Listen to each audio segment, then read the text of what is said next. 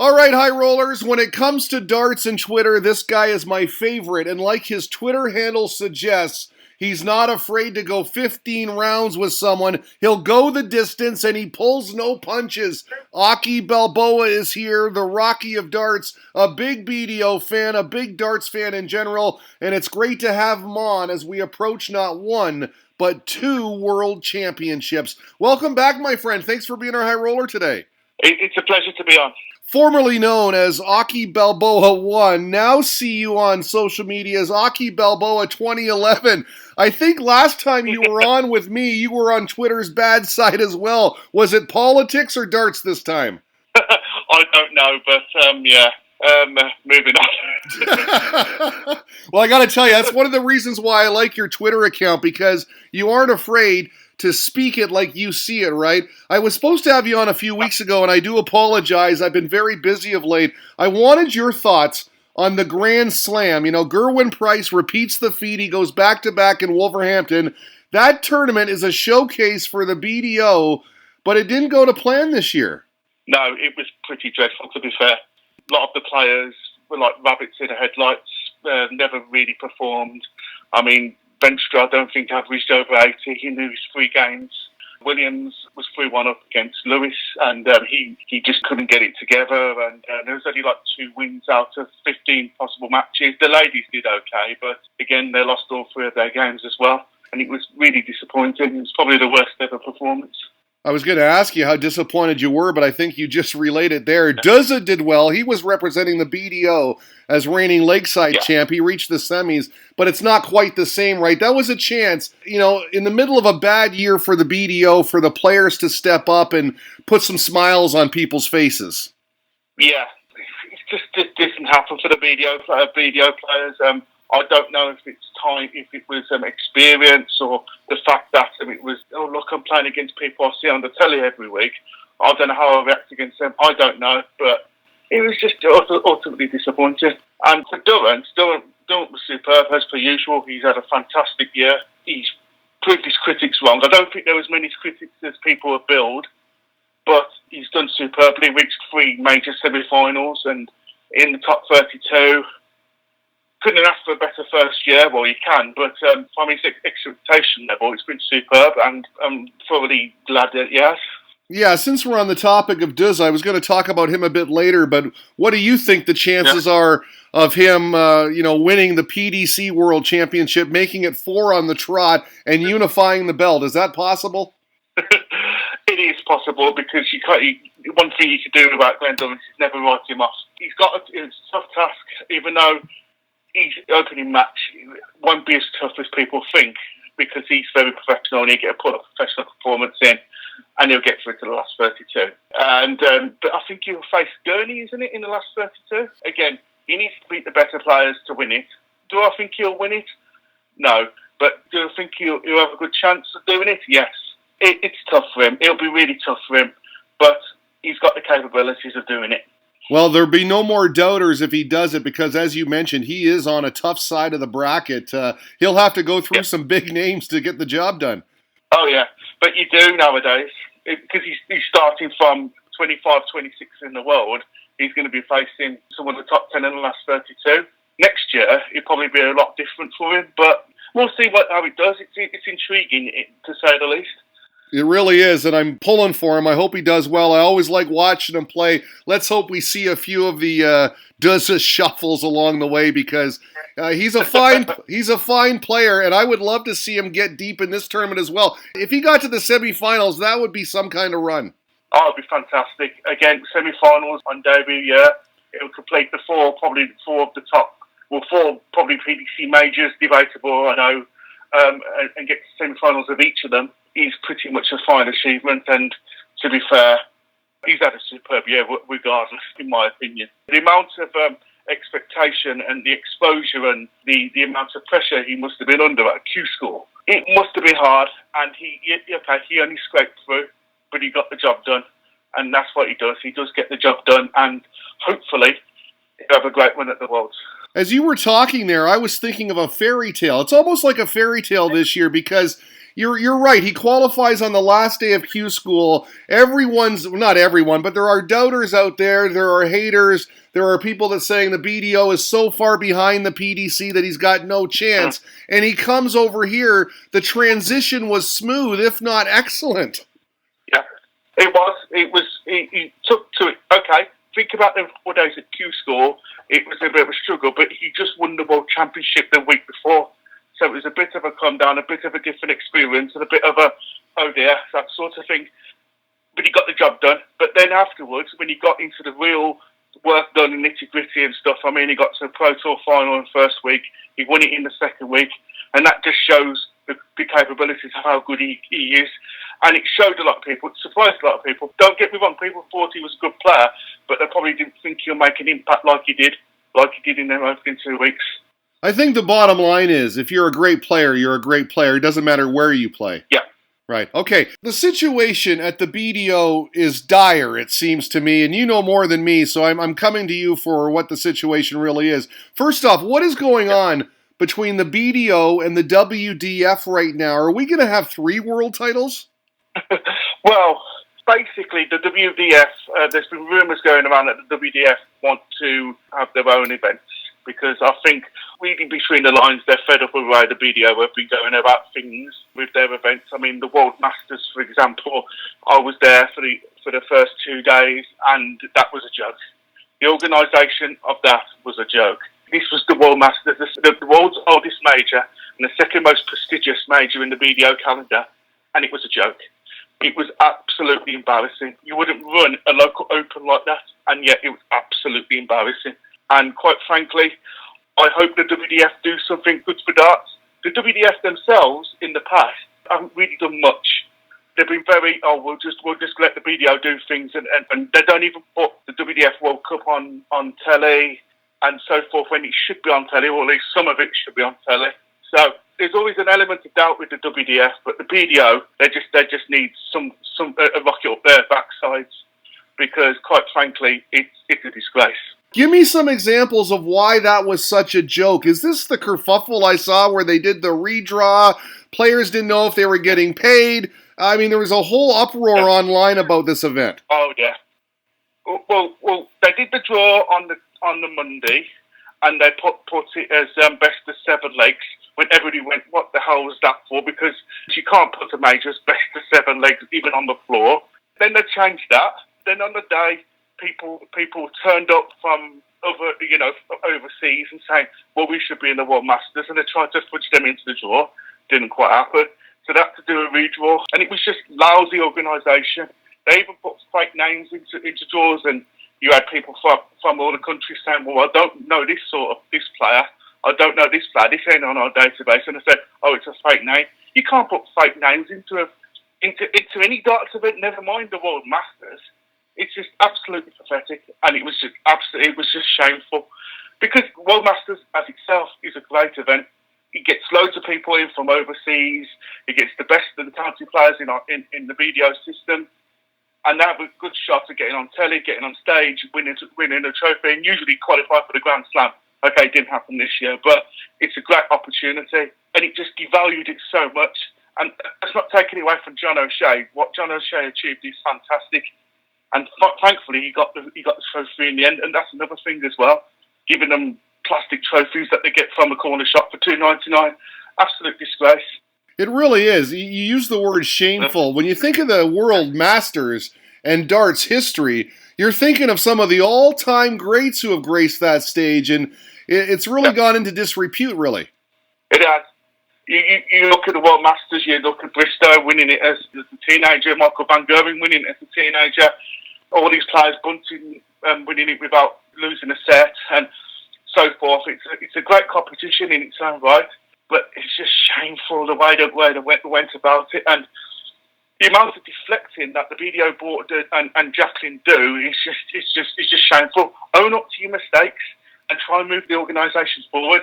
Well, the thing is, when the year began and Des Jacqueline came out, the BDO's top man, by the way, he made a lot of bold promises at the beginning of the year, and it seemed promising. He gets a TV deal, he secures some venues for the majors. He said recently that he's lived up to his end of the bargain, securing all that. Did he? No.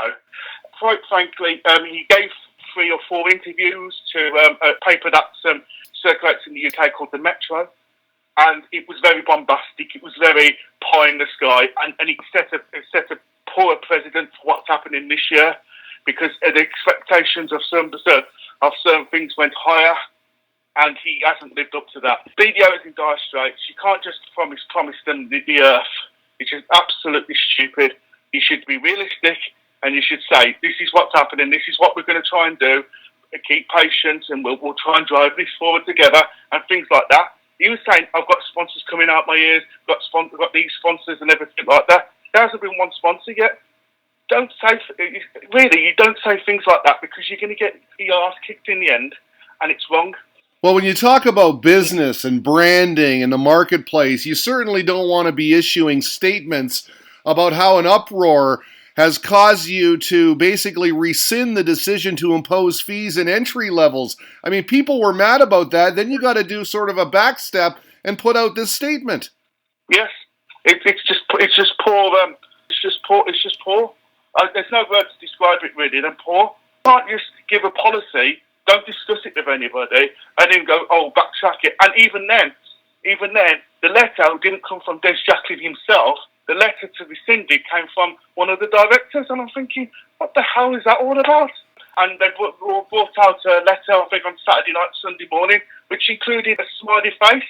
And I'm thinking, this is supposed to be a professional organisation. You don't send things like that. It's like sending something to your mate. You don't put the emoji on the statement. Exactly. It's really tested my, not loyalty, because that's, I'm not loyal to them. It's tested my, why do I bother? Right. With doing this BDO event. It's really tested it. But I'll be there for one of the days at the World Championships. It's probably the last hurrah, but I'll be there for one of the days, and I'll see what happens. Well, I can really sense the frustration. There's a lot of that around these days. Dave Whitcomb, a legendary darts player, put out this tweet. A few BDO players blaming negative remarks on social media about how it's helped the decline of the BDO is total nonsense. The BDO themselves have done all the work in their own decline, and no positive comments of any kind can change that, to which you retweeted with the word agreed. Yes, I totally agree with that. At the end of the day, things like this get discussed on a BDO Facebook group called BDO Fanatics, the real BDO Fanatics.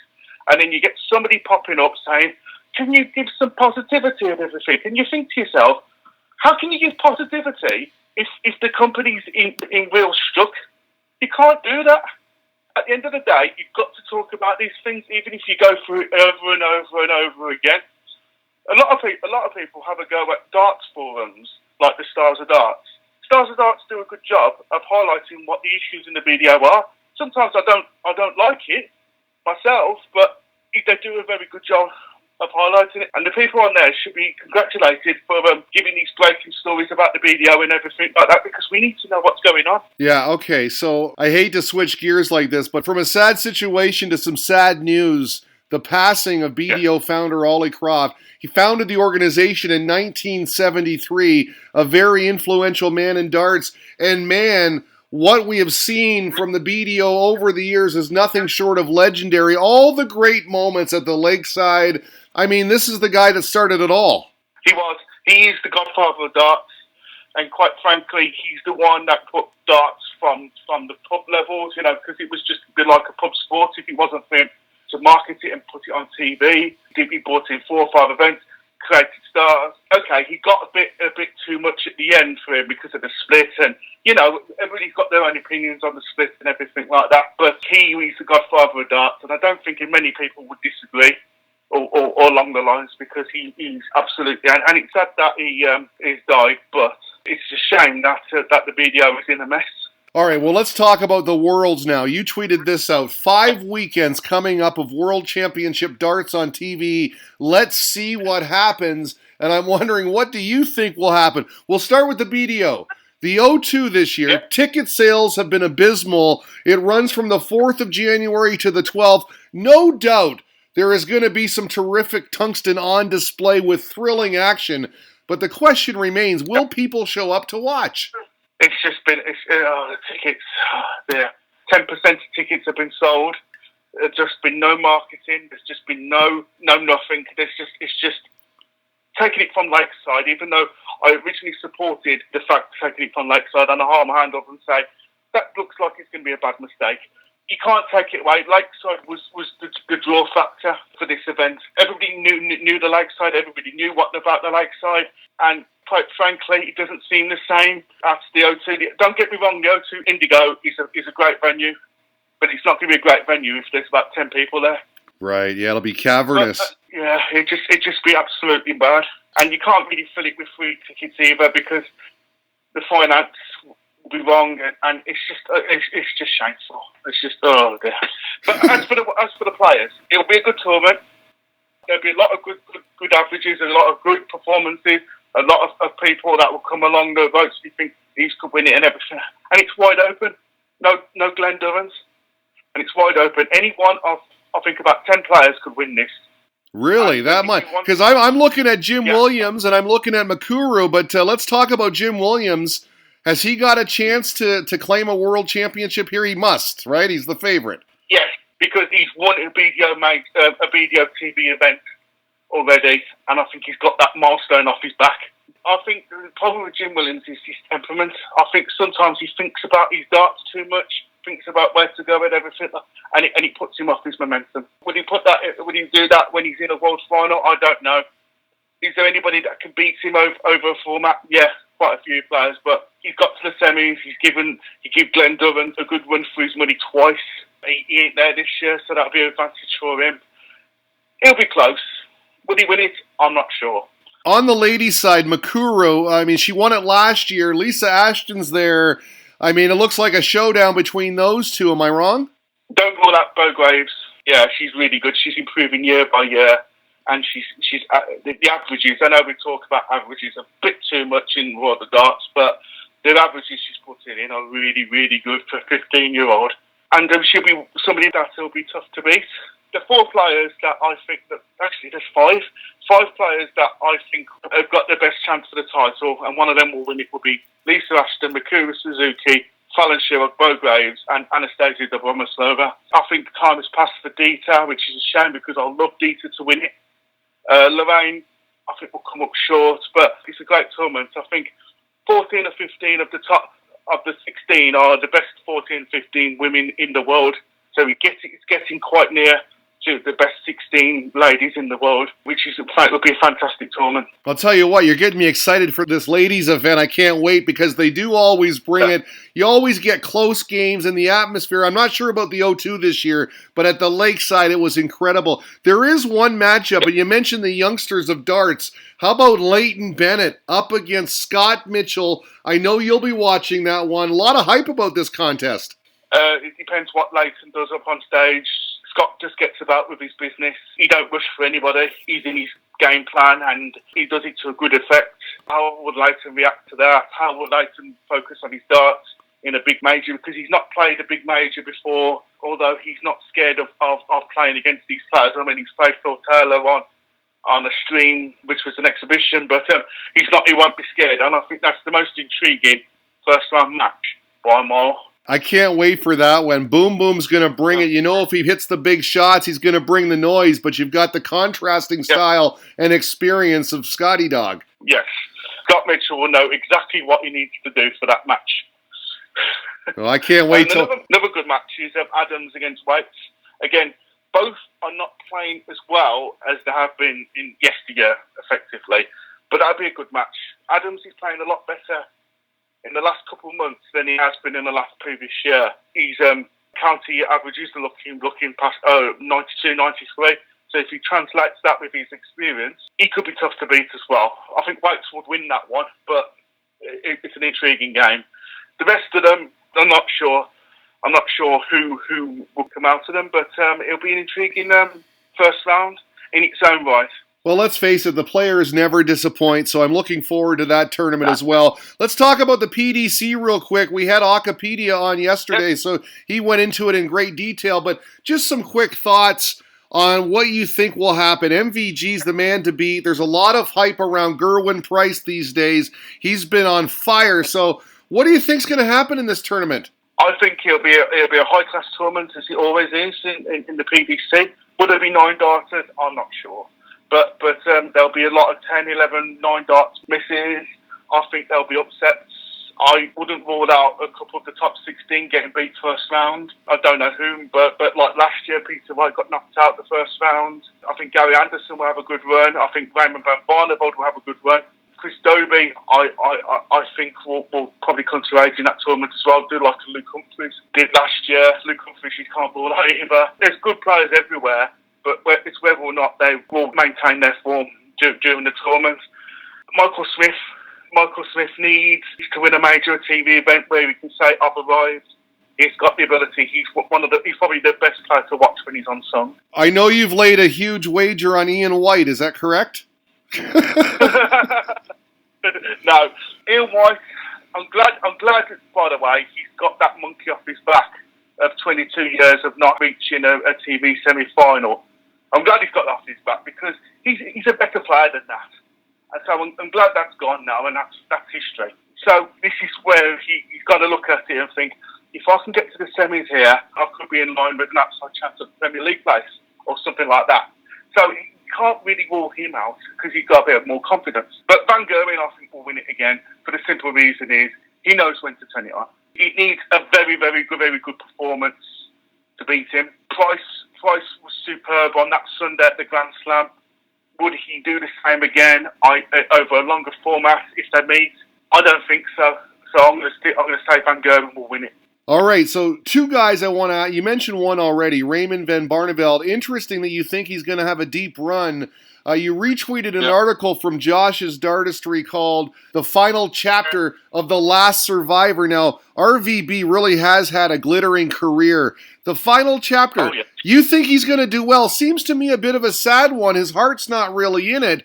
But at times when you watch him and you see him find that rhythm, he's still a true pleasure to watch. Yes, he used the Players' Championship, really, to... As like a mock-down for the Worlds and Senior Worlds. I think he'll do really well at the Worlds. He's got the ability to beat anybody on that stage because he's beaten Van Gerwen, he's beaten a number of players on that stage, so he's not going to fear anybody.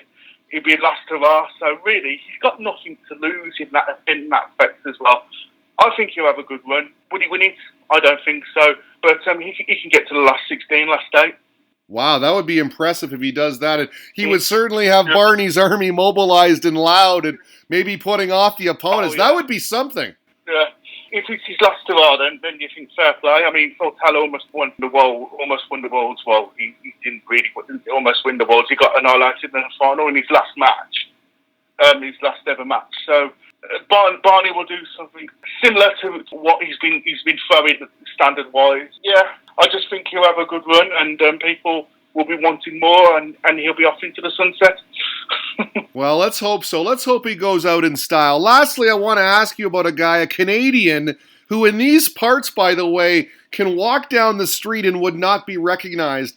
But over there, he's made quite a name for himself. Legendary, really. I think he's one of the finest commentators in the game, but he's also one of the game's greatest. 3-time world champ, John Pard. A guy really who took his chances when he got them. Shocked the world, didn't he? Yes, in '94 when the split happened and nobody knew half the players because there weren't much information as we got now.